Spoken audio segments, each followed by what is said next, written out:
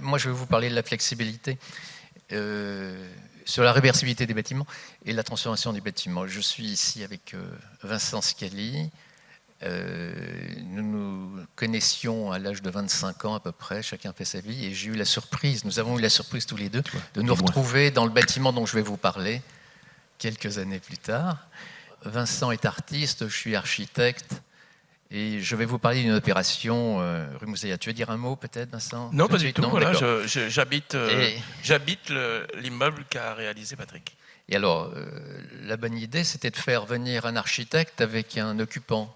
Principalement, on va parler de la transformation, puisque nous avons eu un prix avec notre maître d'ouvrage, RIVP, qui n'est pas présent aujourd'hui, mais qui était évidemment qui est important, puisque c'est la RIVP qui a acheté ce bâtiment à l'État pour faire du logement social. Ce bâtiment, c'était des bureaux auparavant. Mais je vais revenir dessus. Alors, ce que vous voyez là pourrait être équivoque. C'est-à-dire, on ne sait plus si on travaille ou si on dort dans les logements. Nous... Et même, d'ailleurs, on pourrait penser que le monsieur, c'est un robot, de ce que j'ai vu du dernier film qui vient de sortir. Nous sommes un atelier d'architecture qui faisons de la recherche modeste, mais à chaque fois qu'un sujet nous est proposé, nous essayons de comprendre pourquoi. On nous le propose sous la formule qui est proposée. Par exemple, un concours d'architecture, on vous dit ces bureaux vont devenir des logements, où on vous dit construisez une résidence étudiante, 18 mètres carrés, et à partir de là, vous cavalez pour essayer de gagner un projet. Ce qui nous intéresse, c'est de comprendre pourquoi on nous pose la question, comment on nous la pose, et réinterroger la question qui est posée. Donc ce sont des petits livres qui sont disponibles sur le site de Canal Architecture. C'est complètement libre. C'est d'utilité publique et ce sont des recueils collégiaux de réflexion sur, par exemple, comment construire réversible. J'en dis deux mots. Transformation, c'est le sujet du jour. Je sais que j'ai qu'un quart d'heure.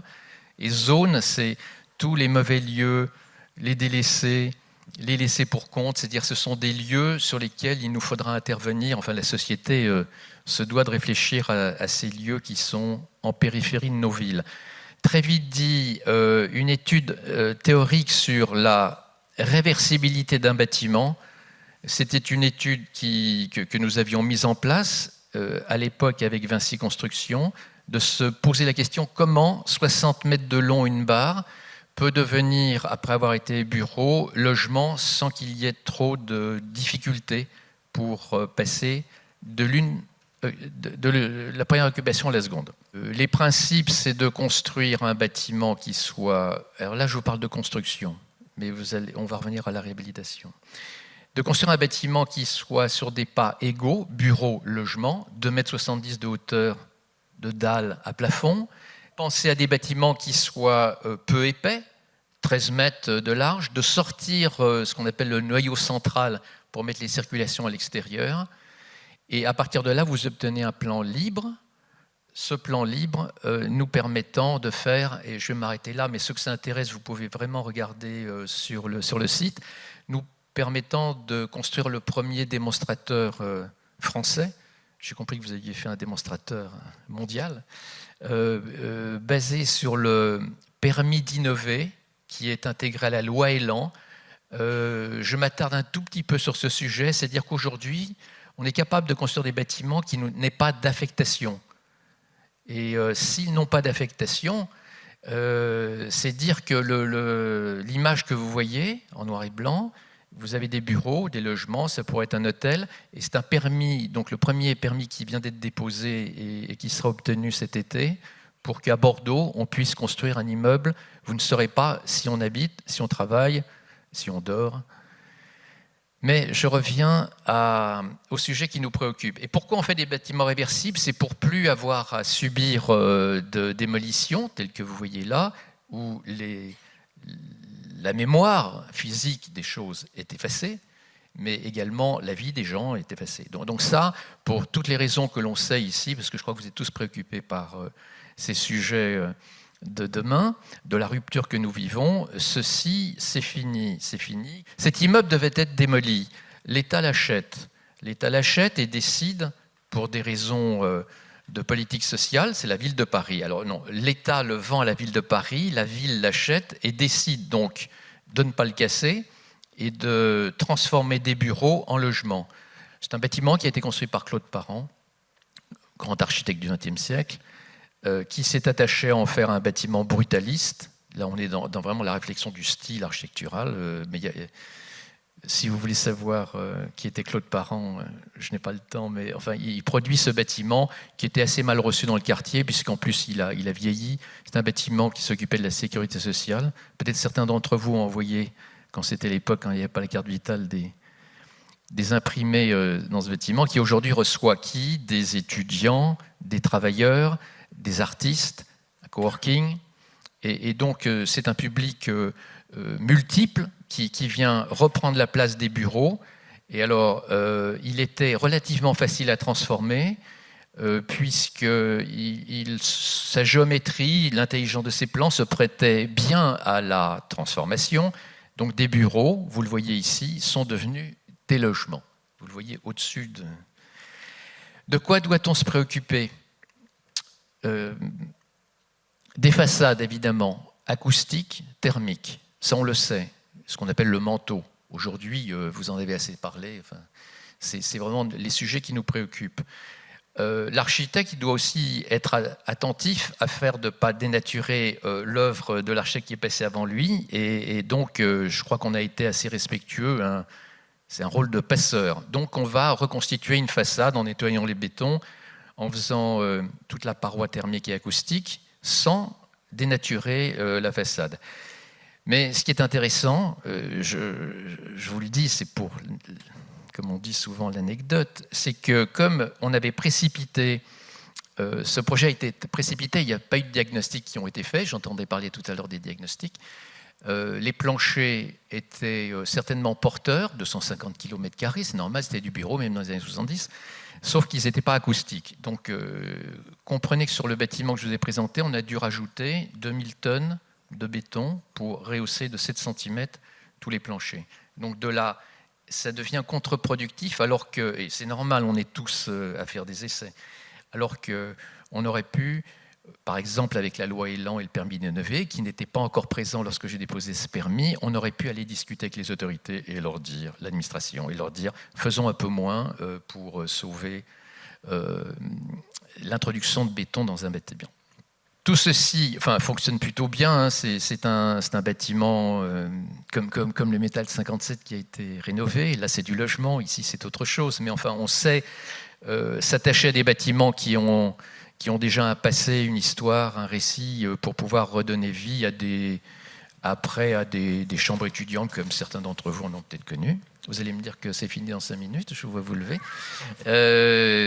Voilà Vincent dans son atelier, je vais lui laisser quelques mots pour dire. Une ancienne étudiante de l'école Boulle, aussi que j'ai retrouvée dans cet endroit, c'était assez amusant. Voilà à quoi ça ressemble presque à un hôtel. Ce qui est intéressant, c'est de savoir que c'est évidemment les étudiants, les travailleurs, ils bénéficient des aides de l'État et ils payent au final peut-être 200 ou 300 € pour un logement. Mon maître d'ouvrage, la RIVP, la ville de Paris, je les rencontre. À la fin, ils sont plutôt satisfaits. Les étudiants sont satisfaits, les artistes, vous allez le savoir. Mais et je viens lui dire, nous avons dépensé trop d'argent. Votre budget était trop généreux. Jamais il peut entendre un discours comme ça. Hein. Les architectes vont toujours réclamer de l'argent. Et c'est pas possible. Demain, il y a un parc, il y a un stock de bâtiments à rénover, à transformer. Ce que je vous sors à 1700 €, je vous le sortirai à 2004 bientôt. Parce que tous les outils de la rénovation sont des outils du neuf. C'est-à-dire que la caisse à outils qu'on apporte pour rénover des bâtiments, c'est exactement les mêmes composants que pour construire neuf. Alors je lui dis, écoutez, moi je vous propose une chose, c'est que à la prochaine occasion, je tente un concours de nouveau avec la RIVP et je voudrais tenter de faire l'image bleue et rouge. C'est-à-dire, on prend un bâtiment, on dégage tout ce qu'on peut dégager, on garde le solide, et puis on traite ça à 500 € le mètre carré. C'est important que je vous parle de coût, hein, parce qu'au final, ça finit toujours comme ça. Mais je vais aussi vous parler de délai. Et puis, on va voir les industriels et on fabrique des petites capsules, ce qui est rouge là, afin de pouvoir fabriquer des bâtiments. Donc ça revient à quoi? C'est-à-dire que vous avez une structure, ce que j'appelle le solide.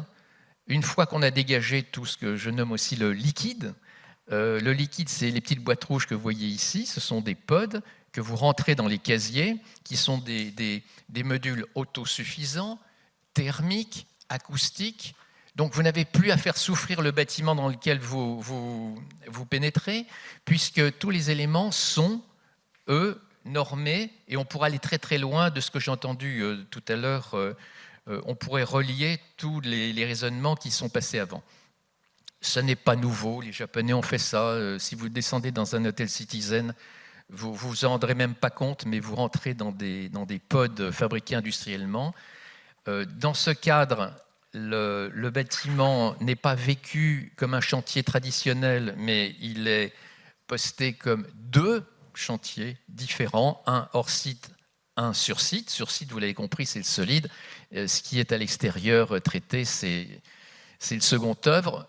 Et à la fin, un bâtiment comme celui-ci peut se transformer grâce à un double chantier qui est sur les éléments, disons, volants et les éléments structurels. Alors, bien entendu, ça c'est une idée que partagent beaucoup d'architectes. Ça fait très longtemps qu'on en rêve. Il y en a qui l'ont tenté. On s'est tous un peu cassé la figure. Moi aussi, notre équipe aussi, puisque malgré une démonstration de comprendre comment fabriquer, par exemple, des cabines de paquebot ou des tiny house pour pouvoir rentrer dans ce type de bâtiment, c'est-à-dire des produits complètement finis, en expliquant qu'on pouvait, de Saint-Nazaire, où sont les chantiers de l'Atlantique qui fabriquent des paquebots, remonter la Seine, arriver près du site de Jussieu, pouvoir distribuer nos modules dans la carcasse. Et bien malgré cela, donc ça c'était le concours que m'avait promis le directeur de la RVP, nous avons chuté au concours. Et quand je lui ai posé la question, mais pourquoi n'est-on pas capable aujourd'hui d'industrialiser le bâtiment, surtout des bâtiments qui sont des bâtiments anciens, hein. Je ne vous parle pas de bâtiments neufs là, de faire un chantier plus court, de le faire plus économique. La réponse qui m'a été donnée, mon maître d'ouvrage n'est pas là aujourd'hui, mais c'était trop tôt. Donc, je peux vous assurer, enfin, pour ceux que ça intéresse, que ce processus est en train de se mettre en œuvre. Il est en œuvre dans les pays asiatiques très fort. Il est en Hollande.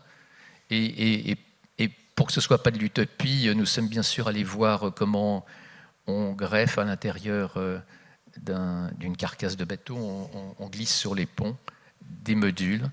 Ces modules existent bien, vous voyez, que ce soit une cabine ou une tiny house. Vincent vous dit comment a été reçu le bâtiment. J'ai pas besoin d'une minute pour dire que, d'une part, ma grande fierté d'habiter dans un immeuble de Claude Parent, dans un immeuble brutaliste qui est d'une grande beauté.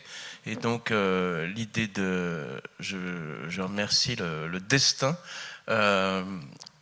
que ce bâtiment ait été préservé et magnifiquement réhabilité par Patrick. C'est un vrai bonheur d'habiter là. Voilà, c'est tout ce que j'ai à dire. Je suis très heureux. J'y travaille et j'y vis très confortablement.